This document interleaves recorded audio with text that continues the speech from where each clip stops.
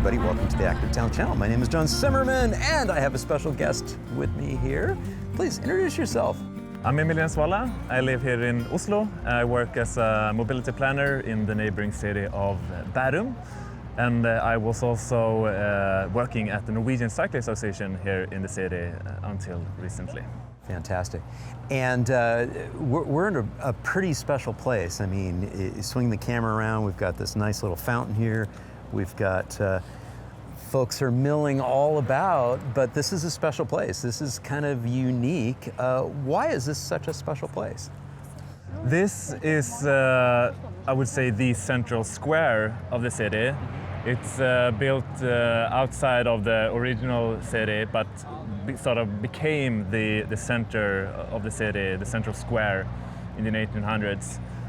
Was then turned into a car parking in a few years in the mid-1900s, but is now sort of transitioning back to a proper square and a meeting place. It seems like that's a common theme throughout Europe, is it all come to a beautiful square like this, and then somebody will say, oh yeah, we used to park our cars here. Yeah. It was also a lot of cars running through here. Yeah. But the streets are sort of being pedestrianized. You have a pedestrian street on one side, and you have a cycle street on the others, and the cars have sort of been redirected and left here. Okay, well, we're going to go out into the city and just kind of have some of these types of reflections, because I think this city is just like many other cities around the globe that are trying to claw back space for people because they sort of ceded it over to the automobile. Yeah. Yeah. And Oslo has been making significant changes in the last 10 years, but also in the last 50 years. Yeah. And there's a lot of things that have happened that we will look at. Okay, fantastic. Let's go out and have some fun. Yeah. All right. Is the camera both ways, or? What's that? Are you filming both directions? Nope. You're only filming me. Okay. Yeah. I was filming you. That's the reason why that sometimes I went like this. Yeah. So I was in frame for just a little bit. Okay. So, yeah. And then this camera was just facing forward, facing that way the whole time. So we'll cut away to that backdrop when we bring in that photo, because with those arches. Yeah. With that, so. So this is where, these are one of the most frequently used cycling routes in the city. This here now is a cycle street. There's a lot of cyclists and pedestrians, and that's sort of where in a way, unfortunately, where the cycling route ends, and sort of you come into the inner city, and they haven't figured out a good way to sort of let that path continue. Right. And you have another trail also, another path route for cyclists going in the street above here. Yeah. So there's a lot of cyclists passing through here. Yeah, and I noticed, you were calling it a cycle street, and we can see the emblem down here on the markings here to indicate, and then we've got the pavers here that is really sending a strong message that this is a different type of space.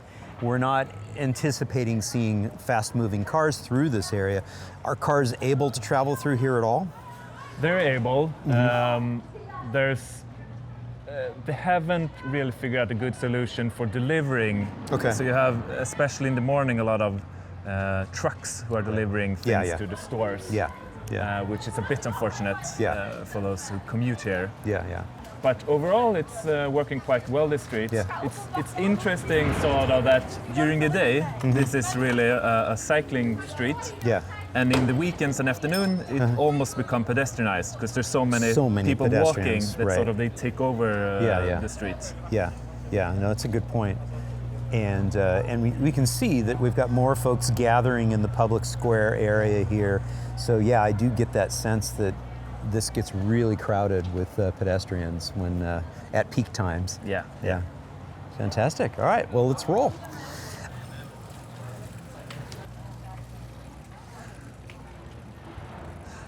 So there's a lot of improvements that has happened. Yeah. This street was remade some 10 years ago into the shape that it is today. And this is one of the currently few places that my quite young children are sort of, that I feel that they can cycle safely. Right. Because this street is broad, it's very calm, there's not a lot of traffic. So I feel quite safe when cycling here with my kids. Yeah. And we saw a car, passing by there, and I guess the whole point is that, if there is a driver coming through this area, they're proceeding at a very, very slow speed. Yeah, and sort of the traffic is largely redirected to other streets. It doesn't make sense for car drivers to come here, Right. other than for just crossing the streets. Yeah, and they may have like a very specific reason, like maybe making a delivery like this person here. Yeah. And what we were talking about earlier today during lunch is that the design of the street, the materials used, is reinforcing the message that this is a slow zone. Yeah. And I think that that's exactly what Hans Monderman would say, is that that's what you want to do, is you want to get the design right, and it sends a clear message. That way you don't have to have a whole bunch of signs necessarily. It sends a clear message. Yeah, and we'll talk more about that later on, because there have been some improvements, especially when it comes to slowing down traffic. That Oslo has taken. Yeah.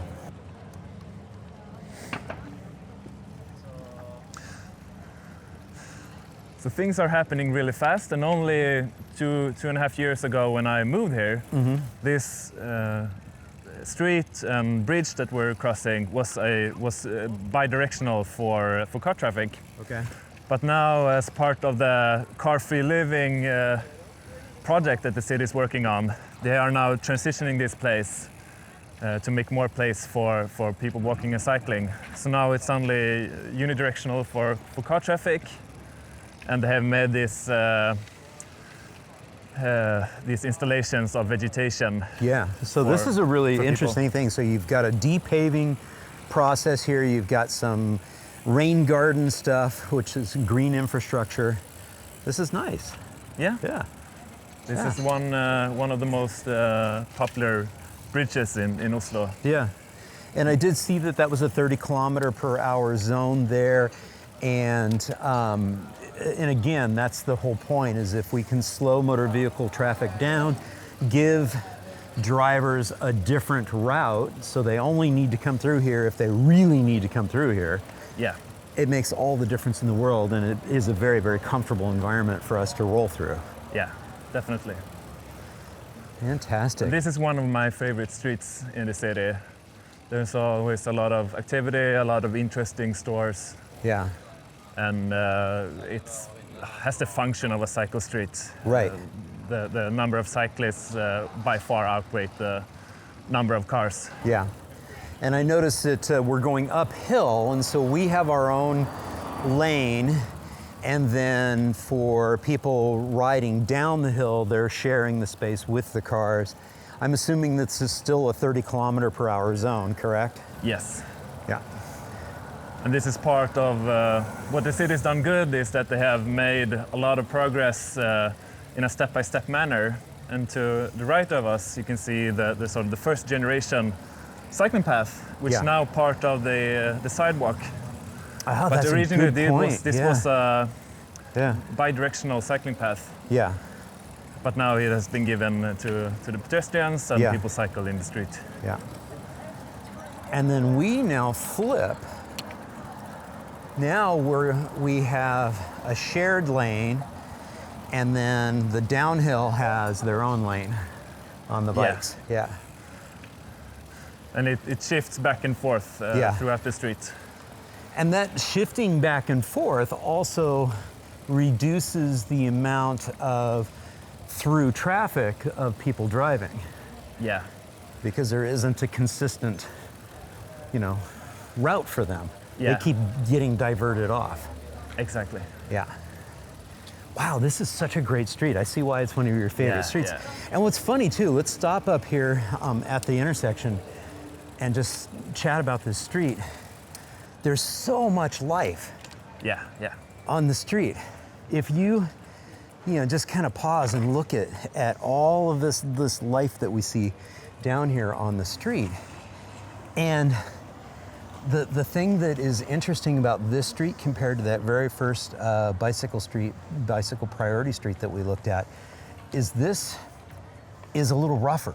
You still have the old stuff here, the asphalt. So this hasn't been made quote unquote pretty the way the other has. But yeah, but still you have such life and vibrancy here because you've created a space for people. It's a street for people now. Yeah. Yeah. And this is an old, this part of town was quite poor a long time ago. It's gentrified now.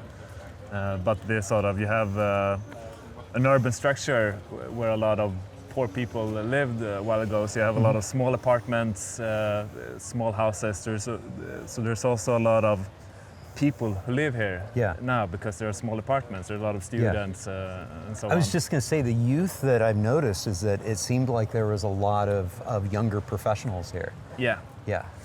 And I guess, I don't know, but rents for the stores and restaurants and so on, but there's more independent stores and so on in this part of town than in other parts where there are more sort of international firms and so on. Are there plans, do you know, at the city level to redesign this street and make it, quote unquote, a prettier version of this? Yeah, there are, I don't know how far the plans have gone, but there has been discussions about it. I know there some politicians said that they wanted to make this a pedestrian street,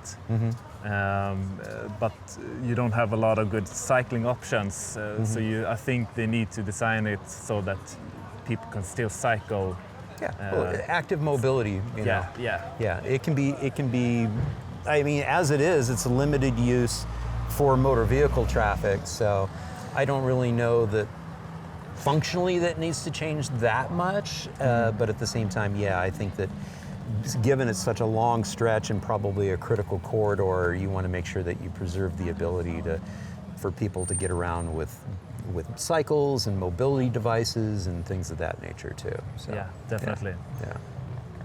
Good stuff. So I love pedestrians could have more space. And that space could be. You could just remove the cars, and you would have a lot more space. I could totally see this being redesigned where there's absolutely no curbs at all. It's just all quote unquote shared space. Going back to what we were talking about earlier with Hans Monderman and the shared space concept, I could see this being just a beautiful plaza area with pavers, and cars can be allowed, but only at ultra slow speeds. And why would they?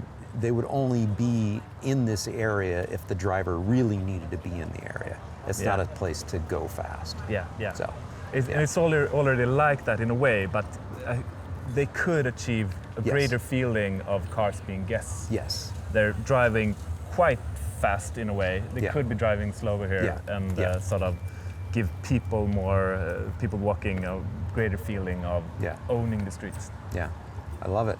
Okay, where are we off to now? We're going upwards. Upwards.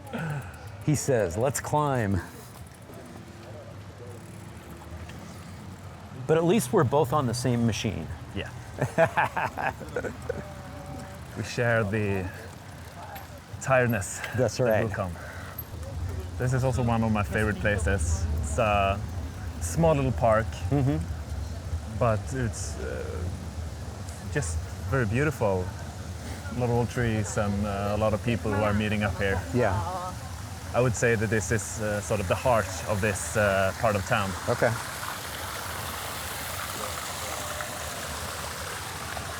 I'm noticing too just how many people are out and about soaking up the sun and really just taking advantage of a beautiful day. Yeah. Yeah. It's an early afternoon on a weekday. It is or isn't holiday season? It's sort of, this may be the last of big week where a lot of people are not at work. Okay. A lot of people have started. Yeah. The other thing that I like too about how we just sort of meandered our way through that space was how natural we were able to navigate that park area through a whole bunch of pedestrians, but we were able to do it without threatening them. And I think that that's worth saying too, is that the great thing about bicycles, especially relaxed upright bicycles like our Bromptons here, is that we can travel quite slowly. Yeah, we're not on a racing bike. We're not trying to go fast. No, we can coexist. Yeah. The problem is that we're in the other direction, people who are sort of commuting to work, they go down the hill and they naturally have a lot of speed. Sure. And you sort of need to make a good condition for them to coexist with pedestrians. Yeah. So now we're in a place we're not supposed to cycle, as you may feel. Okay. So the city has sort of, I just wanted to show you how the city has sort of divided streets between different modes of transport. Yeah. So now we're sort of in tram space. Ah. You're supposed to cycle on a parallel street. Okay. And they have used this very rough road surfacing to keep cyclists Encourage out. us. Okay. Yeah. And it really works. It's really uncomfortable to be cycling here. But this is also a very livable, very lively street that we're standing at, with a lot of restaurants and small shops and so on. Yeah, fantastic. And I do like the way that you just phrased that too. It's like it became quite obvious based on the design that, we're probably not supposed to be rolling down this or up this. No. And so, and so we got off onto a smoother surface. Yeah. And I think that is, speaking of tram, boom, there we go. That is, what we're talking about in terms of creating designs, street designs, that send a message to the users what the space is for. So, definitely, and it works here because both the next street and the street in the other directions are decent cycling infrastructure. Yeah. So it makes sense if you have a good enough cycling network. Yeah. I wouldn't encourage this if you don't have that, if you don't provide any options. But here it works. Yeah, yeah. Fantastic. And I see we have another park area here, little open space, and people are taking advantage of this. We also see we've got plenty of bike parking over here at this particular area. Folks are taking advantage of that too. So this is maybe not how it would look like on a Wednesday midday in November. Right. But there's still always people out in this part of town. Yeah, yeah. And it's very lively, always. Now it's maybe more lively with a lot of tourists and people being out in the good weather. Yeah. But you have created a urban environment that people want to be in. Right. It's, in my opinion, and likely in others, it's a beautiful town. Yeah. Right here where we are now. Beautiful part of town with nice houses, a good human scale, an environment that sort of is very clear that where people should be and how they should behave. I love the tram running through the grass there, the natural area too. That's a nice touch. So I was talking earlier about what's really a good lesson for other cities to learn from Oslo is how fast they've progressed during the last decade in making way, especially for cycling. And the method that they have used is a method of quick measures. That is sort of, they have scanned the regulation plans and see where can we do things very quick and without a lot of processes and very cheap. So they have, this is one example of what they did. They sort of open up this passage to cyclists, which was previously closed. Right. And of course this was open long ago, but I don't know, maybe in the 70s or 80s they closed this for car traffic as part of the traffic calming measures that they made then. But now they open it up to cyclists, and it's probably Oslo's shortest bicycle path, but very functional and opens up, connects sort of the paths to the north and to the south of here. Yeah. And really, using like the terminology that we would use, I mean, this is essentially a modal filter, an active mobility modal filter that is allowing people walking and biking to come up through this area. But if you're driving a car, you're going around the corner here. Yeah. And that, as you had mentioned, had been established a long time ago. But now, boom. Oslo's shortest bicycle path. One of them.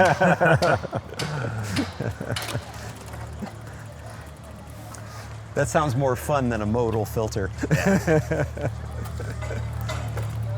We can just wait. We see some kids cycling around. Yeah. I think that's sort of, it illustrates that Oslo still has a lot of work to do to get more kids on cycling, and what you have to do is to create that safe cycling infrastructure that they have started on, but there's still a lot of work left to do. Yeah. All right, here we go.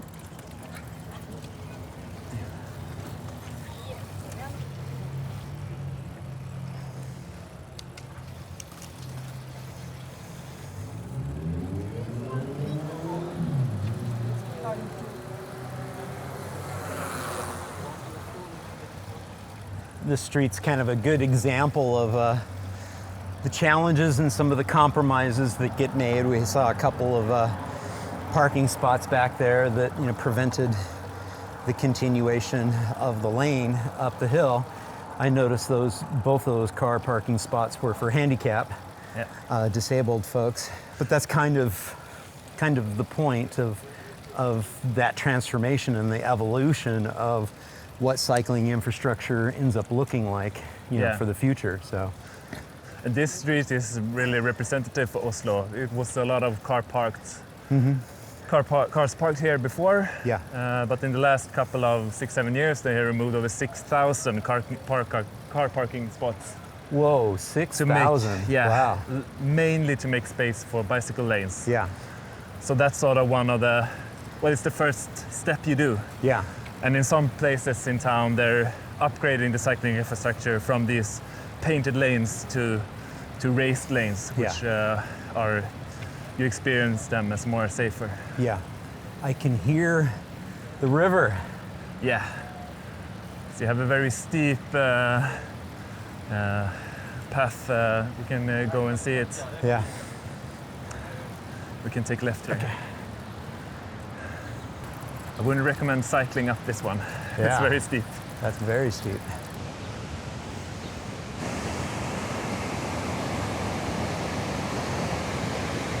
Oslo really was an industrial city in the 1800s, and along this river which runs up through Oslo, there were factories all around it, clothing factories and other factories.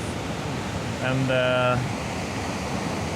to a large extent, they have shifted the functionality of these buildings into something that can be used today. Yeah. So, for example, this factory area is hosting cafes and offices and so on. The water seems quite high. It is high, yeah. Okay, yeah. It's been a lot of rain during this spring and summer. Yeah.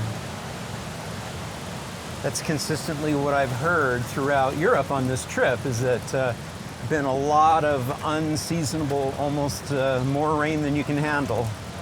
Yeah. So. And the last, my previous 2 years, the springs have been really dry here in Oslo. So it's been a lot of rain now.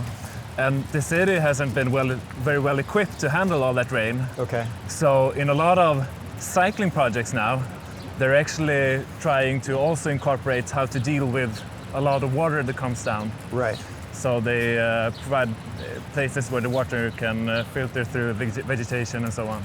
Yeah, that was a little bit of that feature that we did see on that one cycling street, was that we had the rain garden installation there to deal with stormwater runoff. Yeah, there's a lot of places in Oslo where there's so much asphalt that sort of the streets that come down from the hill surrounding Oslo is almost become into rivers when it rains a lot. I think that also brings up a really good point as we kind of scan around and we look. These are old historic cities that were built long before the automobile existed. And so in many ways, we've shoehorned the automobile and the streets into an ancient city. Yeah, and I think people are increasingly realizing that it doesn't work. That sort of, we can't have as many cars as we have here if people are gonna come from A to B at all. Yeah. It's just too much traffic on the motorways that the traffic is at a standstill often. Yeah. And that's because too many people take the cars. Yeah. So we need to provide good alternatives. And that's part of the cycling strategy. Yeah. As we pause and kind of reflect on the hill that we've just walked up, clearly going down the hill on a bike is pretty darn easy. Coming up the hill is a little more challenging on a traditional bike. We're on our two little Bromptons here. Talk a little bit about what you've seen in the last couple of years that you've been here with the uptake of electric assist bicycles and how that's really making a difference. And as a parent, you can even appreciate the fact that absolutely, getting around with your young family, the electric assist bike can help out a lot. So I'm Swedish and I lived in Stockholm before moving here, and we had a cargo bike there without electricity, but it was just unthinkable to take that with us when we moved here to Oslo. Yeah. The e-bike is really, it's in a way a condition almost, especially for a cargo bike, but it has a huge transformative power here. For a Swede with sort of a cycling modal share that's one of the highest in the Nordics, and Norway, which has the lowest, I was struck when I moved here how the cycling culture was very different. Cycling here is a lot about sports. People commute to work to a large extent with, they wear special clothing and helmets and ride fast and so on. And you don't have that mundane cycling culture here. Or it exists, but it's small. And I think that has a historical explanation that way back when the bicycles were heavy, they only had one gear 100 years ago. It didn't make much sense sort of to cycle around in Norwegian cities because a lot of cities are hilly. And that has sort of probably some explanatory power to why the modal shares are, internationally speaking, quite low in Norway. We have a 5% cycling share nationally. But now with the e-bike, everything changes. And Oslo realized that and had a few years ago this subsidy of e-bikes for its citizens. And that's when a lot of people bought e-bikes, especially e-cargo bikes. So there's a lot of families now who have these long-tail cargo bikes, including me and my family, where we can sort of take our kids with us. And it's just fantastic. And we saw a mom, ride by on her long-tail e-cargo bike just a moment ago. So, And there are a lot of us, and it's giving people a new perspective, I think, on how they can get around and how they can use their streets. It's amazing how little things can help change that culture and that, that what's considered normal activity. And so, it's not like the hills are any flatter, but you make the hills a little flatter when you have an electric assist cargo bike. With it, it's no problem to get up. I mean, the city is like a bowl. There are hills on all sides. And if you're going out from the city, you're going upwards in any direction. And you make sort of a larger, the city becomes larger Yeah. when you have an e-bike. Yeah. Because then you can reach out without too much effort. You can cycle to where you're going. You don't feel the need to shower and so on. Yeah. And I think that has sort of, I think that's contributing to Yeah. making the cycling culture more mundane. Yeah. Yeah. Yeah. More normal, as we would say. Yes. Yeah. Yes. Fantastic.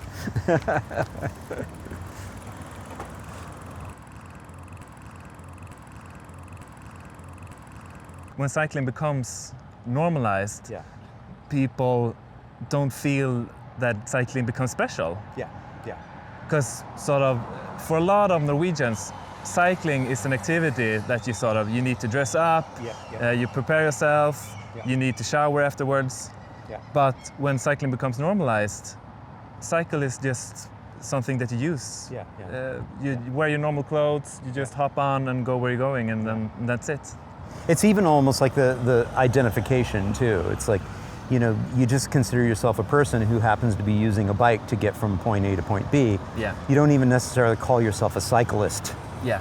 There's no name that you need to attach to yourself. Just like if you use your vacuum cleaner at home, you don't call yourself a vacuumist. Exactly. Yeah. And I think that's a process that's going on here. Yeah. To sort of that view of who's riding a bicycle is Yeah. definitely shifting. I like that. So this is about as far up as I thought we would go. Okay, perfect. This is the second ring road Okay. out of 3. Okay. And as you can see, there's a lot of traffic here. There are cycling infrastructure in place throughout the ring road. But what's important is that since this exists, the city has now a golden opportunity to make use of it to create a circulation plan. The ones that you may know from Ghent or Utrecht or Groningen and other cities. And sort of divide the city into pieces of cake. Yes. And only make it possible to drive from one cake through the ring road. Right. So that people have to get out on either this ring road, or some have suggested the third ring road to be used. Yeah. But this is a good opportunity to filter traffic and not have it in the neighborhood where people live. Right. Yeah. Fantastic. All right.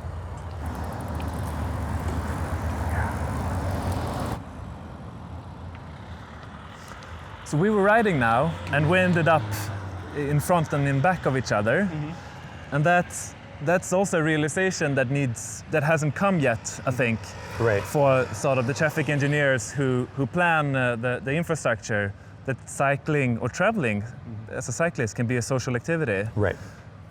Because as long as you view sort of the cycling infrastructure as something that people only need to use to get as fast as possible from A to B on their, say, commute, then it makes sense to plan these very narrow lanes. Yeah. Yeah. But what's that doing to us when we want to ride with a family? Yes. Or you're even on a wider machine, like a cargo bike. Yeah, Yeah. definitely. Yeah. Yeah. So that's something that I think will come in the coming years. Yes. That realization. Yeah.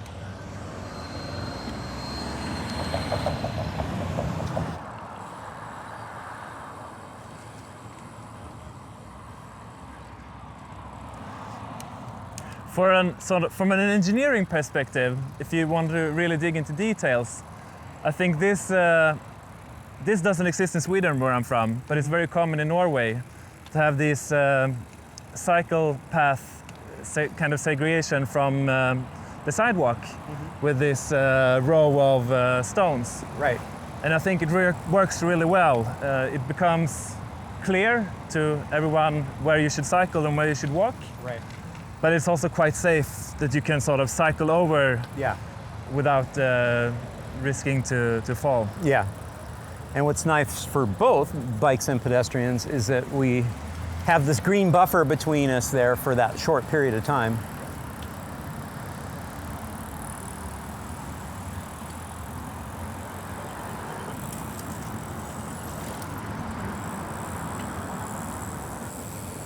Approaching now a small roundabout.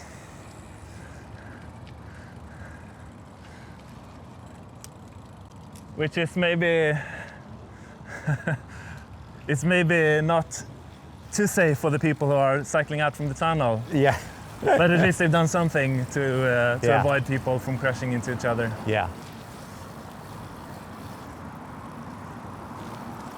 But yeah, I do appreciate the ability to be physically separated away from the motor vehicle traffic. We have a nice lineup of trees that is up there at that level. Maybe a few more trees down here at this level would be nice, but it really does help to give that nice physical separation. We see a modal filter right there as well. We can probably tell that this used to be motor vehicle travel space or parking space. Yeah.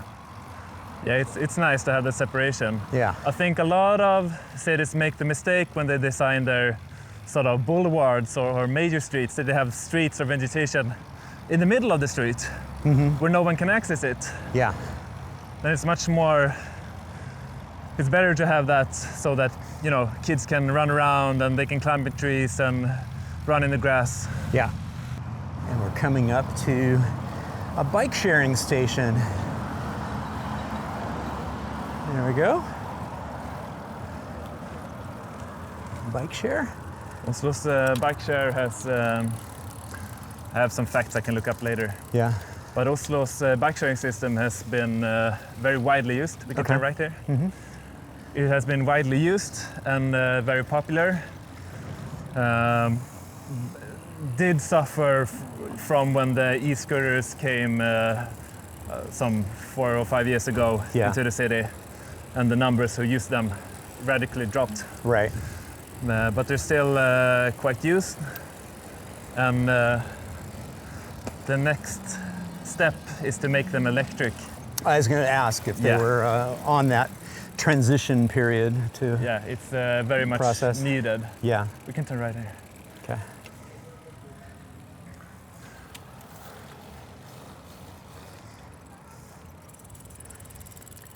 The problem is that these shared bikes have a long time period for the company who runs them. You can let the car pass. I was just going to say that this is a wonderful example of just a nice, narrow, slow street environment.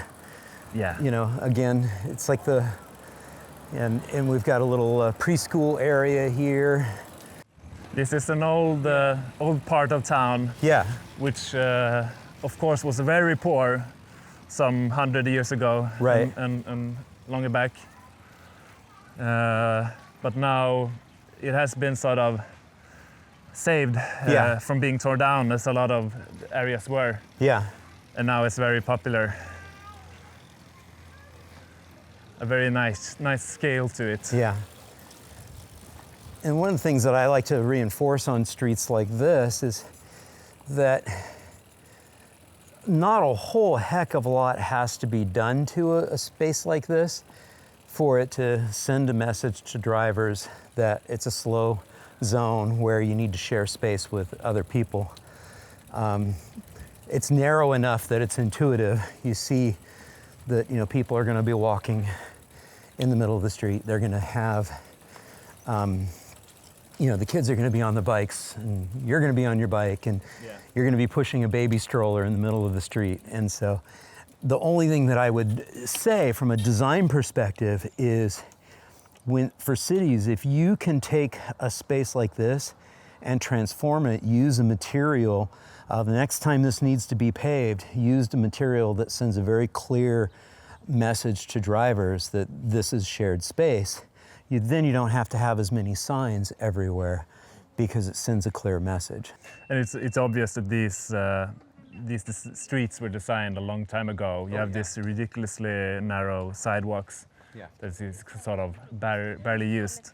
But was probably intended for sort of kids to have some kind of more or less safe area to be in. Right.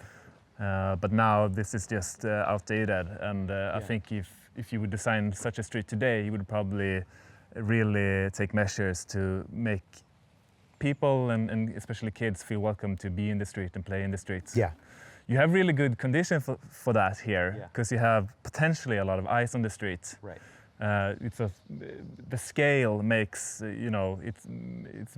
becomes very friendly. Yeah. Neighbors probably know each other here, and potentially kids could be out here playing with sort of that knowledge of the parents that they are being watched upon by their neighbors. So I would really encourage urban developers to sort of make this kind of areas when they plan new housing, where you have a lot of potential eyes on the street. Yeah. We'll come over here too, and we'll see that we even have a welcoming environment for the doggies too. Boom.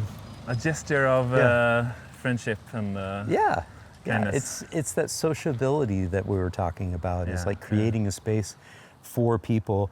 I could even see, something like even an artwork design, like maybe a mural or something in the street here. While it's the old pavement, maybe it's a temporary installation, like a mural painting, on the street right now. But later on, when the city does come in and repave this could be, completely done in like a mosaic of beautiful stone or something like that. Again, making this an extension of people's space, living space. Yeah. Yeah. And what's also interesting about this place is the silence. Yes. It's very quiet here. Yeah.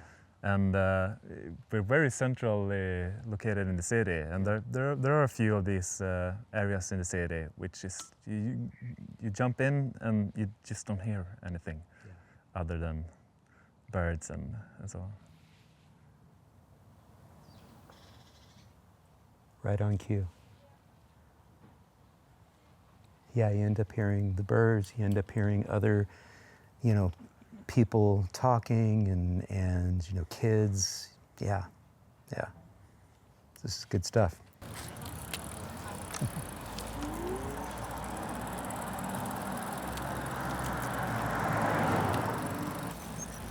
Here's what I wanted to show you. So we're in a place now that, on the topic of traffic calming, has been a place where they have created this massive island for pedestrians now, just to narrow in the intersection, which of course is very big. It's very far, maybe, 30, 40 meters between the buildings.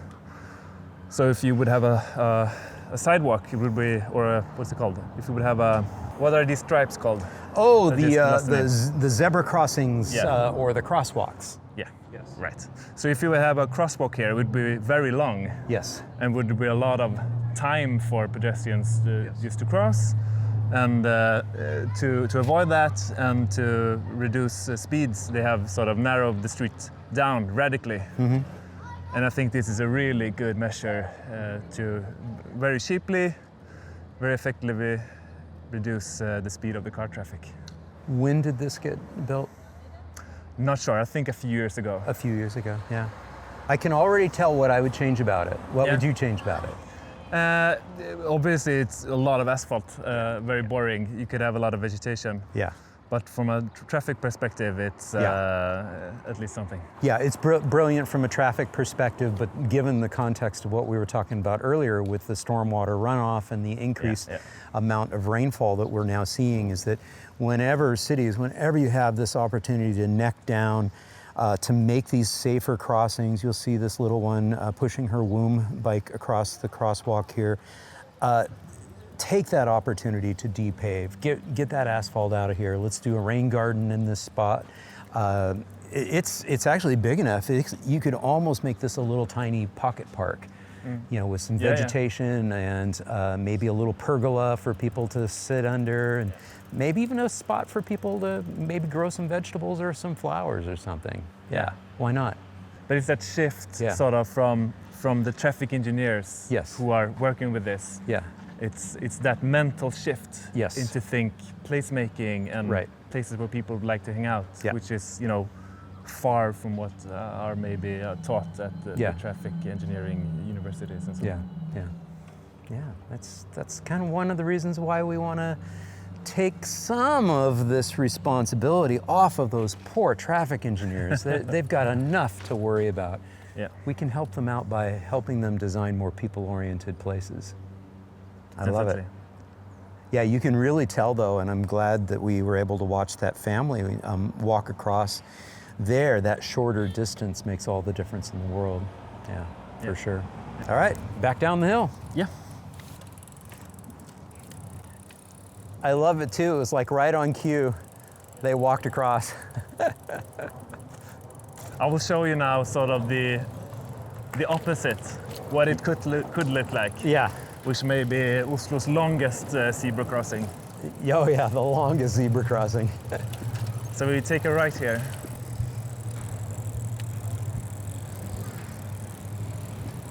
And you can tell that I've been on the road for a long time, because in the United States, we don't even call them zebra crossings. Okay. That's a UK thing. So we definitely have a bump out here too, so some more traffic calming. Got a little bump out, new asphalt there.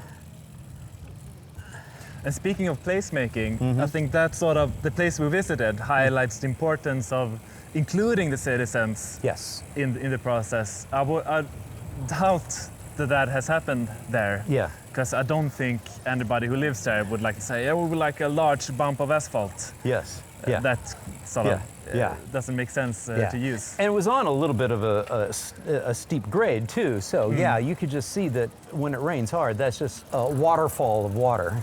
Yeah. That's a pretty major street redo here. Yeah, and they're working also on that topic of providing more space for pedestrians and cyclists. And we can see, maybe we can see the entire zebra crossing here, which is just so long here. Oh yeah, look at this. Yeah, great example. You could tell that that was a high-speed, downhill, whip around the corner type of situation. Yeah. It's special with sort of how the houses create that very vast space. Again, I could totally see, you know, even something as creative as a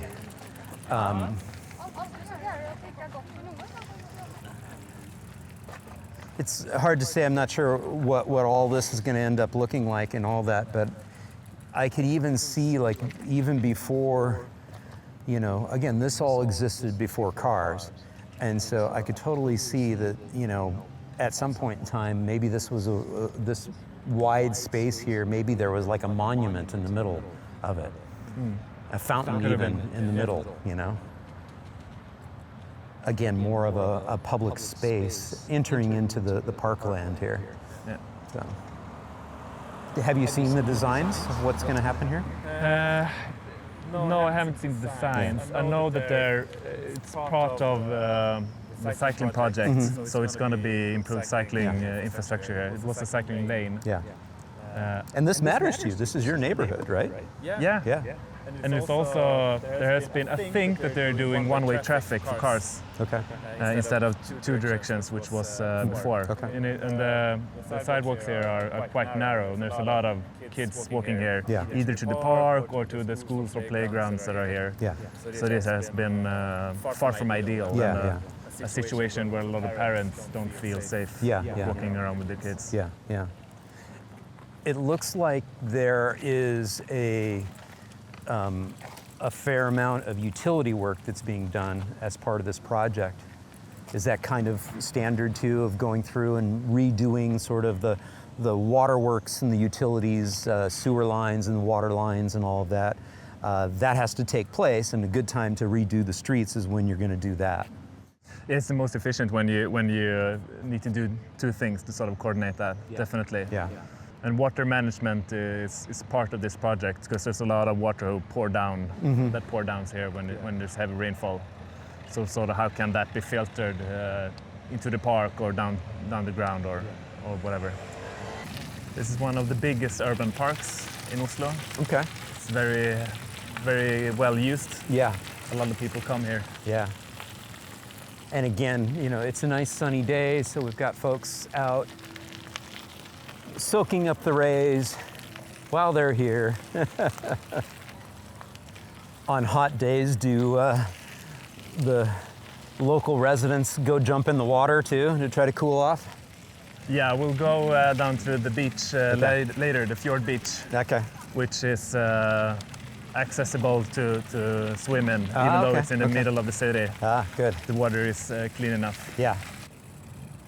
This area that we will cycle down through now is an area that was remade some almost 50 years ago.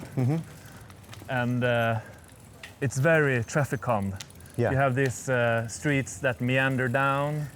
You have a lot of trees and vegetation in the middle of the street. And it's regulated as a pedestrian zone Okay. with a maximum speed limit of 6 kilometers per hour if you're driving here. 6 kilometers per hour. Yeah, you Wow. have to. You can drive faster if there are no pedestrians, but you have Okay. to give pedestrians right away. Okay. And maybe you wouldn't design it quite like this today. There's quite a lot of car parking in the street, for example. Right. But I think the intentions are made a long time ago. Yeah. Are really, really good. Yeah. And this is a place where it's again very quiet Yeah. and very nice to Yeah. just sit down and relax and be in. Yeah, for sure.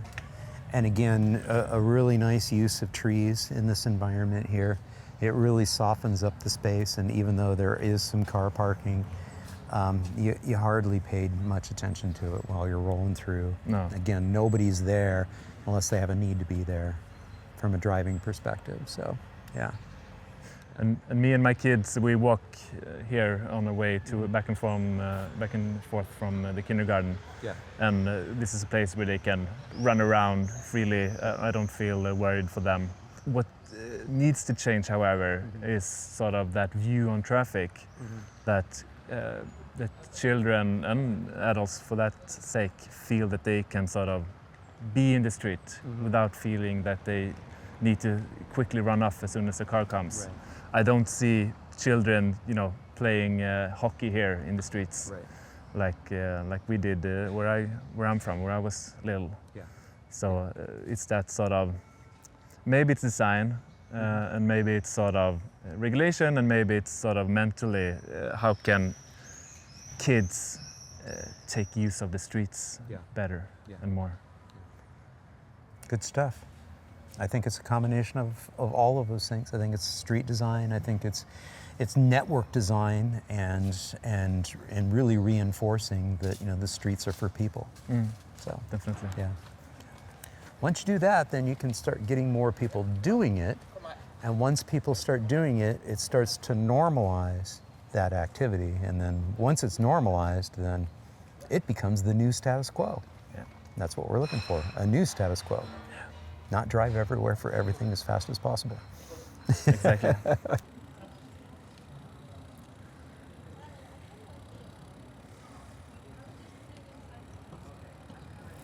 I just live down there in that brown house. Oh, cool. Excellent. Yeah, very charming little neighborhood. Yeah, I love it here. This is an interesting little optical illusion that they've done here.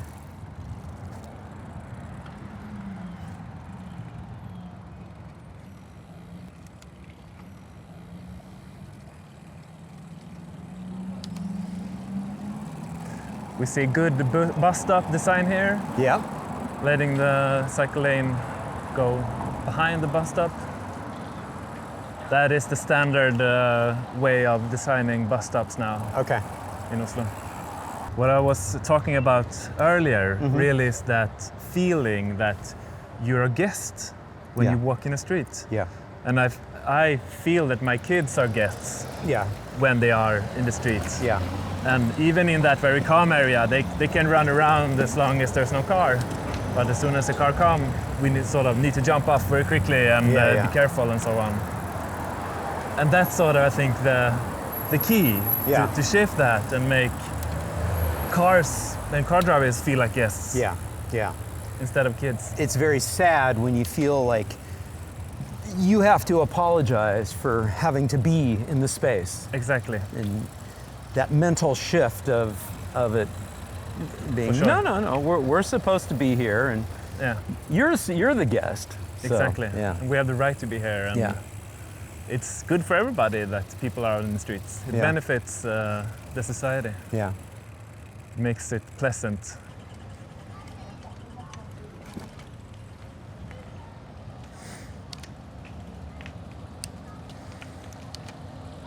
Another small little park, Yeah. very much used by the kids in the neighboring blocks. Okay. Very popular, very nice. Yeah.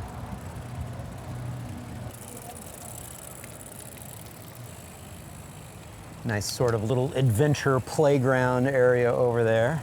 Yeah, it is, I think, one of the, what I like about Oslo is that it is adventurous in a way. You sort of, you go around the corner and you discover something new. It's very heterogeneous. Yeah.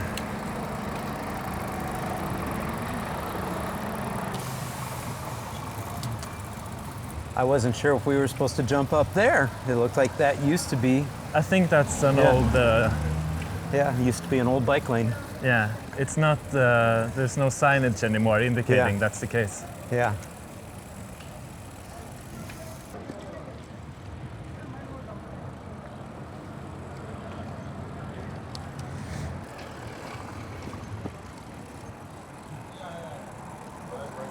They've been quite good at placemaking in many parts of Oslo. They have sort of taken a place and turn right here. Taken that place and sort of made it pleasant to be there Yeah. and try to sort of capture the soul of the place. Oh, hey, The history. let's take a look at this place back here. Speaking of placemaking.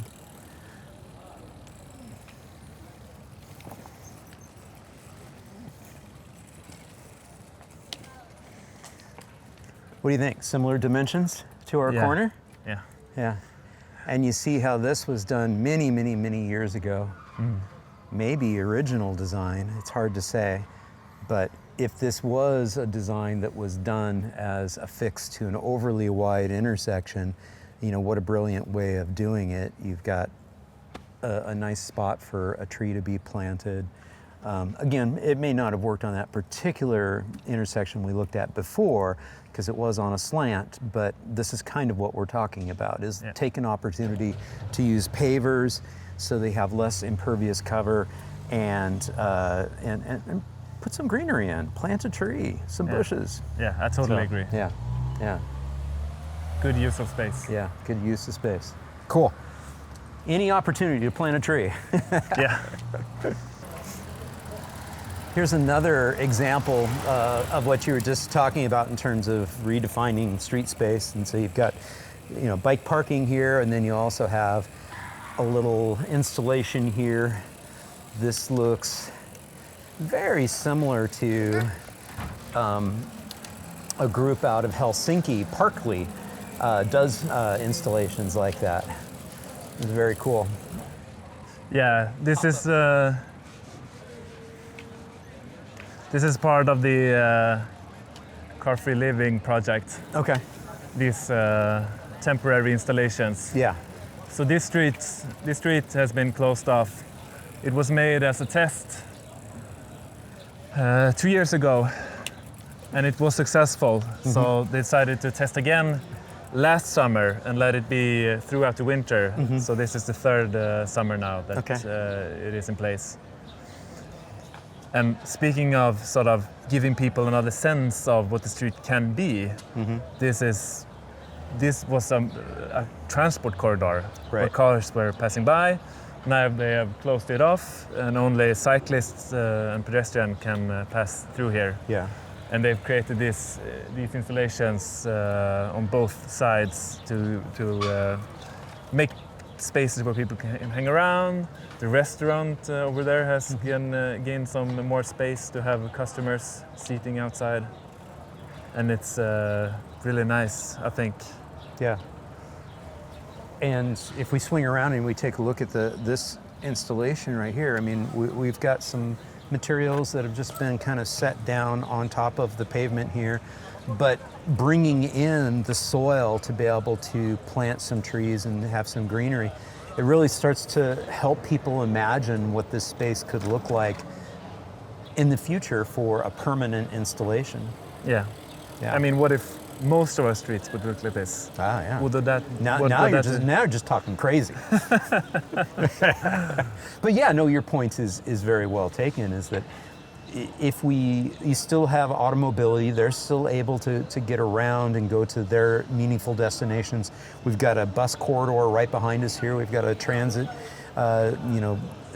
bus coming through, and so we're not saying that we ban all cars everywhere, but let's try to reimagine what our streets are for. Yeah. Streets are really, historically, for thousands of years, been the platform for building wealth and prosperity and human civilization. The cars are the new interlopers. They've only been around for about 120 years. So, yeah, good stuff. And you're right. I mean, look at the vibrancy. I mean, there's just so many people here all around this area.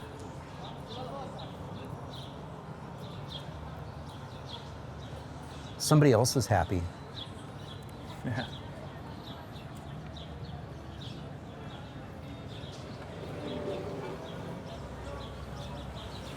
The birds are having a ball. Yeah, good Really stuff. nice. I All bet your cities kids should have birds. I bet your kids like these types of places too. Yeah, for sure. Yeah. Especially parents like them. I Okay. think that's sort of. I mean, kids. For a kid, everything is a playground. Right. Kids can, start climbing on anything. Mm-hmm. But it's that what we need to provide is to provide that feeling for parents that this is safe. Mm-hmm. All parents care about the safety of their kids. It's Yeah. like it's the top priority. And if parents don't feel like this is a place where my kids can run around, then you need to hold them hardly in the hands. Yeah. And you we need to enable parents to let go Right. of their kids. So what you're saying is, don't forget about the parents. No, don't forget about the parents.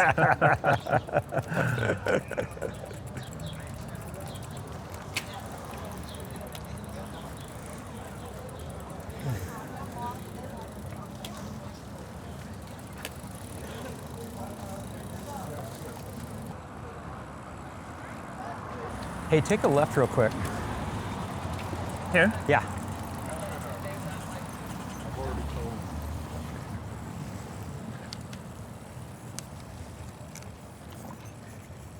I saw this little home street zone sign right there. So we were in the middle of that busy intersection. We were getting ready to go across, and then I saw that sign. And look at this. Another little, like you said earlier, around every corner there's another adventure. Yeah. And here's another adventure. I mean, we were right over there on that corner, and I saw that classic Wunnerf home street sign where, yes, motor vehicle can travel through here, but only at very, very slow speeds. And then you swing around and say, yeah, well, this is a playground.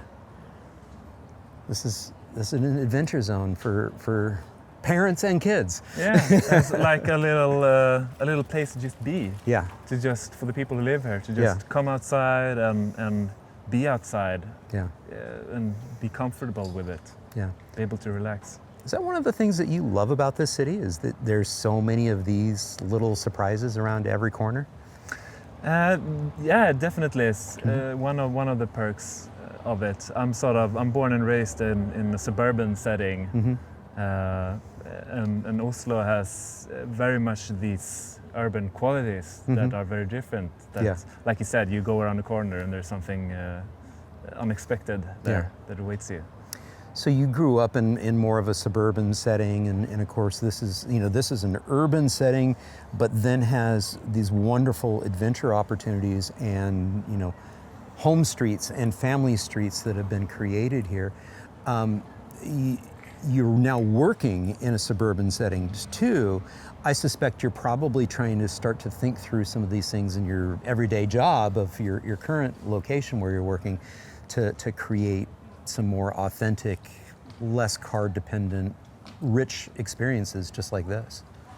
Yeah, definitely. That's one of the things. But it's also, I think, those suburban settings, single family housing, those kind of areas, have a big potential, and they have changed very much. When I grew up in that area, I was able to cycle to friends at some distance when I was 4 or 5 years old. That's unthinkable today. And one of the reasons is that car traffic has increased so much in those areas. But I would like more kids to grow up with that feeling that they can go wherever they like and be independent and learn independence. So when you were growing up in more of a suburban context, and you mentioned having that freedom and everything, what was that like? Was it mostly on streets, quieter streets, or did you have a network of pathways and trails throughout your town that you grew up in? I had a good network of separate cycling and walking paths, so I was fortunate in that sense. But also the streets with houses, so to speak, were calmer in those days, with less traffic, and I think people had a different view on them than today. It was more expected that kids play in the street. And we had hockey games there, we played football, we made all kinds of things in the streets. And I rarely see that today. And there's a lot of explanations for that, but I think to reduce the amount of car traffic, motorized traffic, and the speed of that is one of the most important solutions. Agreed. Okay, back onto the agenda.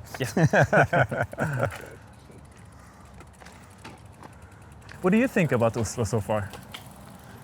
Honestly. It's fun. I'm not from here, so you can say whatever you like. It's a city in transition. You know, it's a city that most of these cities have let the automobile take over their historic city centers and their city cores, and it's a battle to claw back that space once you've allowed the automobile to take over. The city is 30, 40 years behind where the Netherlands was, but they were in the same spot, in 1970 they were, completely car choked, and And I think that's hopeful. So, it is. It's a hopeful story. It's important for people to realize that change is possible.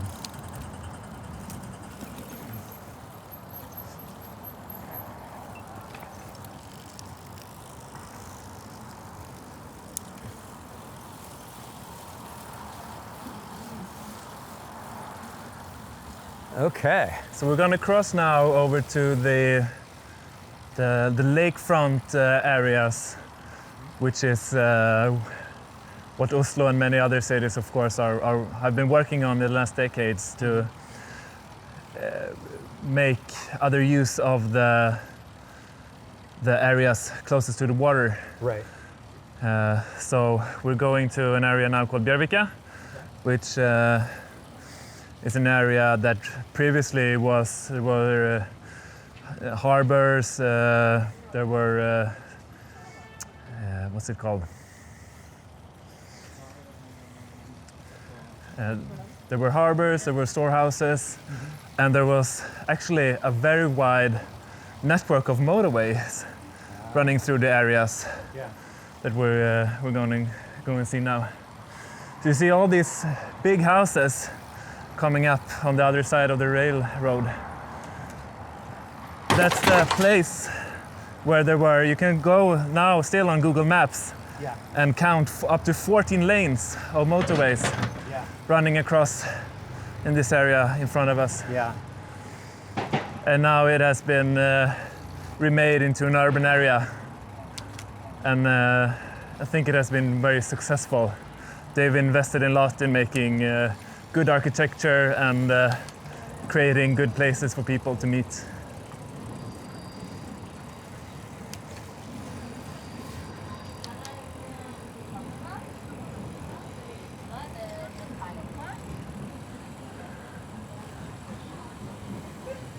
And of course, we're rolling over the central station track area here.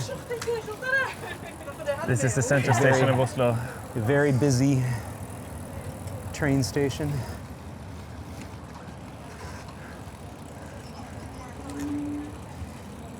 It's a busy train station, but also not as busy as it could have been.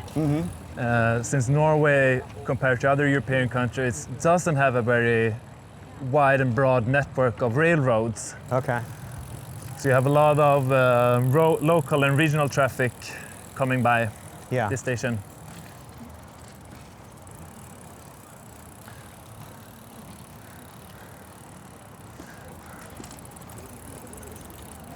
This is a quite interesting attempt to sort of create this artificial hill. Yeah. And how they have created these meandering roads. So that you can cycle up or go up in a wheelchair. Yeah.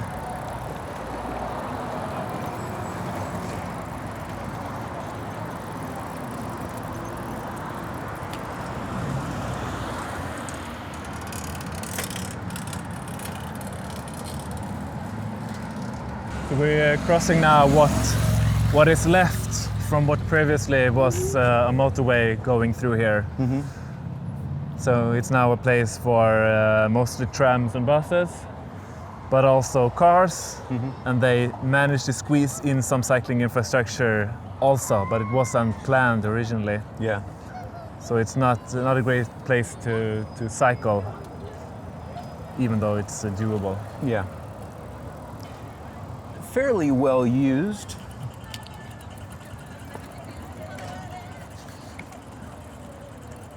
And you see the articulation around the transit stop over there.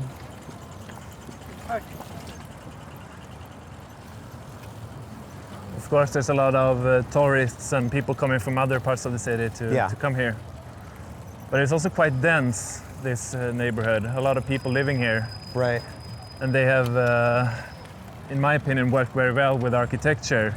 So that you don't get that feeling that it is extremely dense. Right. But it's quite pleasant from a ground level and an eye perspective.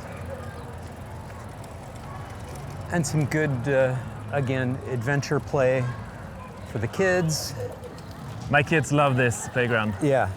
I can see why. I mean, it looks fun.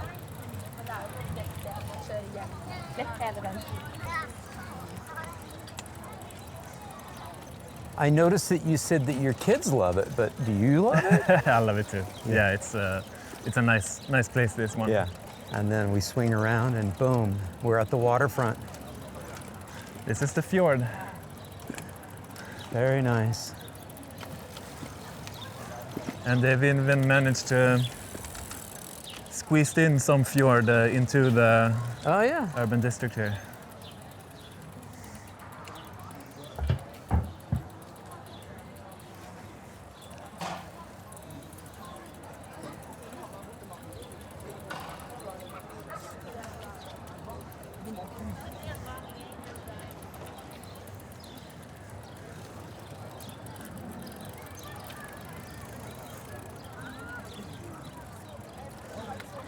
What I love about this place is that it is created and designed with people in mind.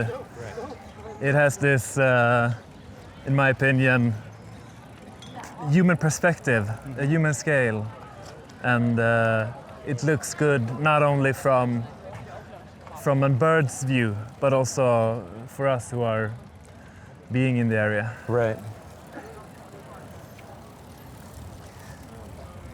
It's also nice that we do have a nice integration of some green plantings here as well.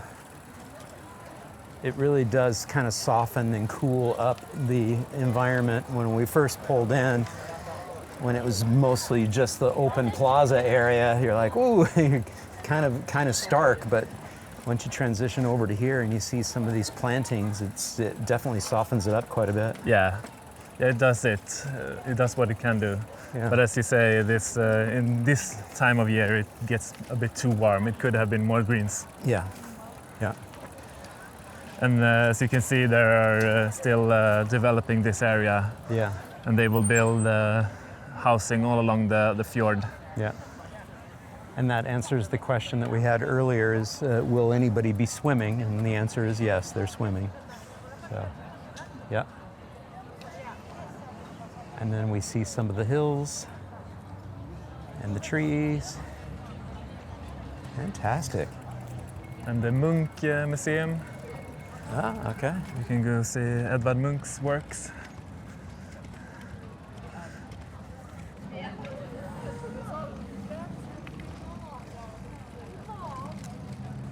Historically, the old town, the medieval Oslo, was on the other side of this piece of water.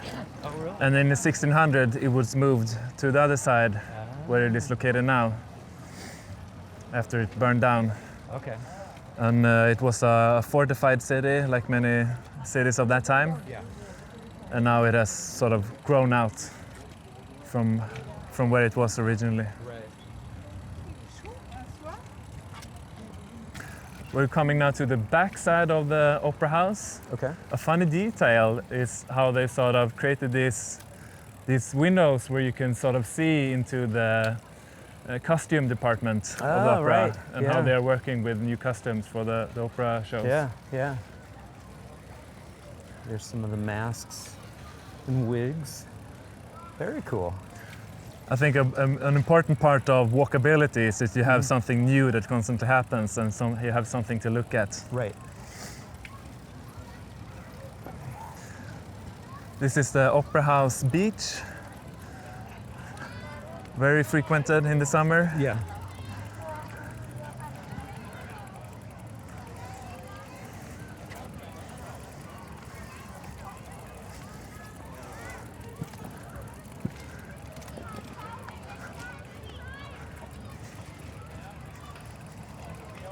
Yep, lots of swimmers. Lots of families having fun. Yeah.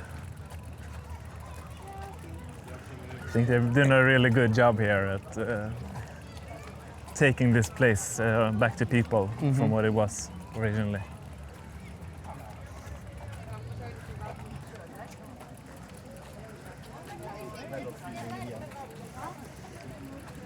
It's a little light here. Yeah. It's so white. Yeah, yeah. But other than that, I think this opera house is perfect. Yeah. You've probably seen it on pictures. We're coming to the front now.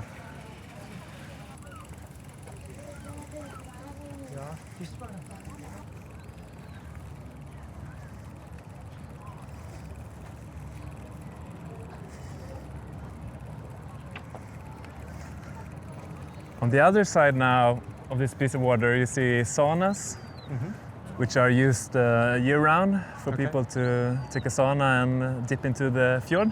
Huh, okay. Very popular. Yeah.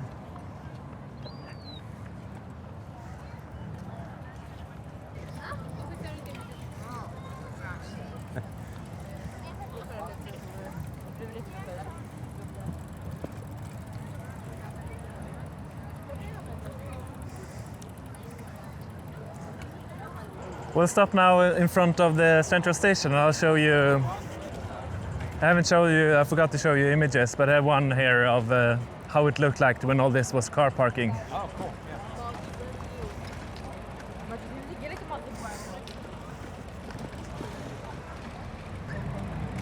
By putting in this public library here, they've also created this very central spot for inhabitants to give them a reason to come here, and it's very much used by the population, especially by families who come here with kids.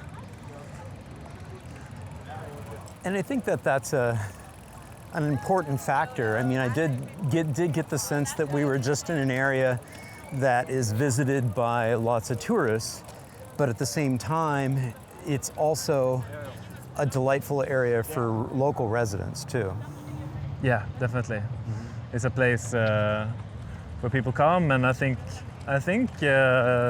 many people in Oslo are sort of proud of what has been happened here.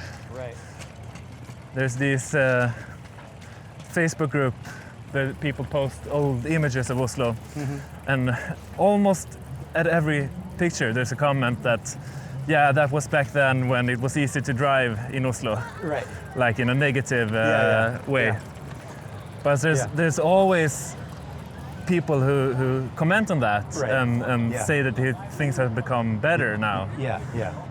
And I think this area demonstrates sort of that you can create something really good out of something that previously was a traffic machine. Yeah. Yeah, it's like, do you want to have a traffic sewer, or would you like a place that encourages people? And again, we're standing in front of the Oslo Central Station here. I got off the train and rearranged my bags on my bike right over there at that bike rack. And what's really cool, I noticed this when I got off the train yesterday, it's like, you noticed it right away, there's like little areas for kids to play in. And so yeah, we got the library right behind us, we've got some of the other things, but there's literally a playground in the plaza area right out in front of the central station. I mean, that really tells me that the city is trying to be a family-friendly place where, you know, kids are welcome, and, you know, you want to encourage families to be. I mean, the fact that you've got a playground right there at your central station, that's pretty freaking cool. Yeah.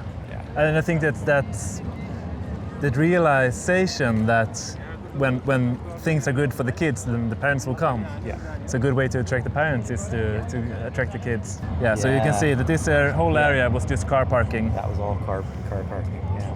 Back in the days. Back in the days. So now one of the problems is that it's not very suited to ride through the old part of town, the inner city. It's not very good cycling infrastructures, and there's a lot of red lights. So that's a lesson for other cities to have that thought for yourself. Do we really need all these red lights at intersections? I hate signals. Yeah, It's it's so unnecessary.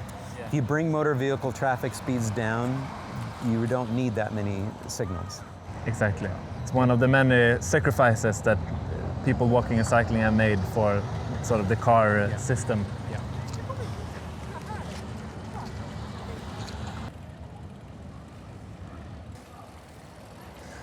So you're lucky now that all these red lights are out of function. Yeah. Otherwise, we would have been a lot of waiting time for us. Yeah. Well, this is what we were talking about, though. I mean, there's really no reason for these signals here anyways. There's hardly any motor vehicle traffic here.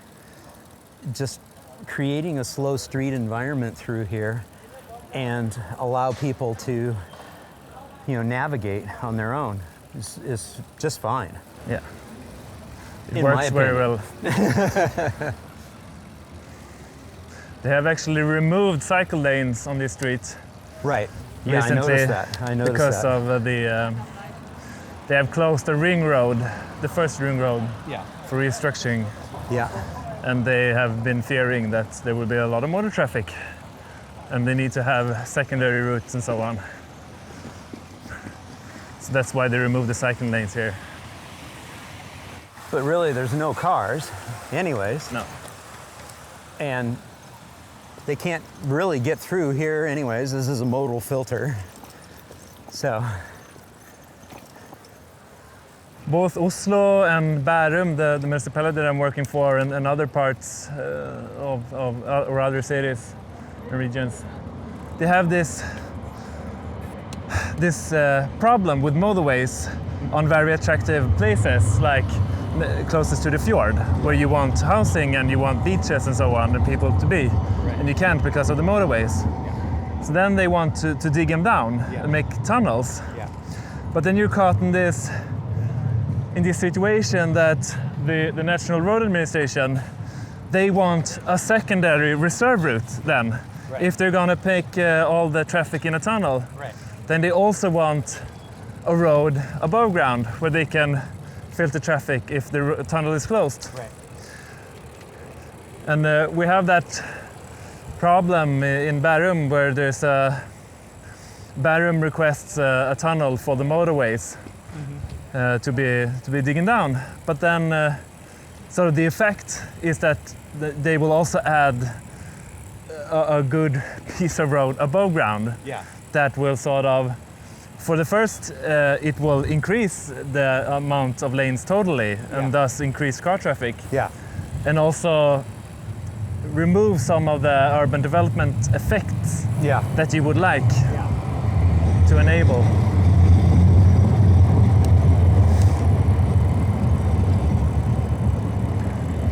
This is the city hall that we're coming up to. It's currently under reconstruction. This whole plaza was a space for cars a few decades ago. And there were cars running all across here. And now they have this fountain and these piers, and as you can see, a lot of people who are walking or cycling around here. So they have really successfully given this space back to people. Yeah. So we're seeing quite a few people cycling past City Hall. Again, City Hall is being refurbished, giving it a little bit of a facelift, and we've got the fountain here behind us in the water as well. Thank you so much for this fabulous tour of your adopted city. Yeah, thank you. It's been a joy. Yeah, thank you very much. Any final thoughts that you have for the audience about, cities that are striving to make change happen? You're obviously working, in a different city now, and you've worked, in advocacy at the national level. Any sage advice from your experience?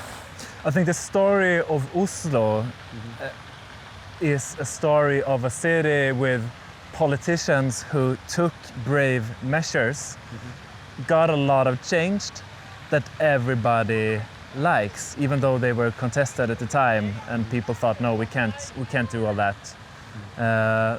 Places like this, places like where we're at now, shows that it is possible and that you will gain votes in the long run. You will get re-elected if you manage to sort of get things done throughout your political period. Fantastic. So take measures and do them quick and get re-elected as a reward. All right, I love that. A message directly to the elected officials. Fantastic. All right, boom, right up top. Thank you. Thank you. Hey everyone, thank you so much for tuning in. I hope you enjoyed this extended cut of my ride with Emil Rensvala in his adopted hometown of Oslo, Norway. And if you did, please, hey, give it a thumbs up, leave a comment down below, and share it with a friend. And if you haven't done so already, I'd be honored to have you subscribe to the channel. Just click on that subscription button down below and be sure to ring that notifications bell. And if you're enjoying this content here on the Active Towns channel, please consider supporting my efforts by becoming an Active Towns ambassador. Super easy to do. Just click on the join button right here on YouTube, or you can leave a YouTube super thanks right here as well, or navigate over to activetowns.org. Click on the support tab at the top of the page, and there's several different options, including becoming a Patreon supporter. Patrons do get early and ad-free access to all my content. Again, thank you so much for tuning in. I really do appreciate it. And until next time, this is John signing off by wishing you much activity, health, and happiness. Cheers. And again, I have to send a special thank you to all my Active Towns ambassadors supporting the channel financially via YouTube Super Thanks, YouTube memberships, as well as making contributions to the nonprofit, Buy Me a Coffee, and as patrons on the Patreon platform. And again, I simply could not produce this content without your support. Every little bit helps and is very much appreciated. Thank you all so much.